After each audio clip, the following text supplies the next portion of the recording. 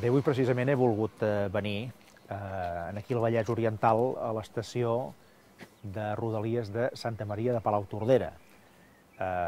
relativament a prop de Sant Celoni, etc. En aquesta línia de ferrocarrils de la Renfe, per tant, responsabilitat del govern central, i he volgut venir aquí per explicar una mica, amb imatges gràfiques, l'estat de deteriorament en què es troben moltes instal·lacions de la Renfe. En aquesta estació, si és que se'n pot dir estació, no? Perquè si veieu aquest edifici, doncs això és tot menys una estació, perquè és un edifici que està en una situació gairebé ruïnosa, doncs no es poden comprar ni bitllets. És a dir, que una persona de l'entorn d'aquí, que és un entorn relativament poblat, molta base industrial, molta base econòmica, ve aquí a l'estació, mireu el pàrquing en quines condicions el tenen també,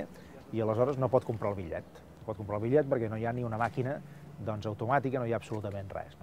Bé, he volgut posar aquest exemple perquè moltes vegades d'això no se'n parla, d'aquesta manera, amb exemples gràfics i exemples allò sobre el terreny i a peu de carrer, però crec que és important fer-ho d'aquesta manera perquè quan des de fa temps estem demanant que tot aquest servei, moltes vegades de pauperat,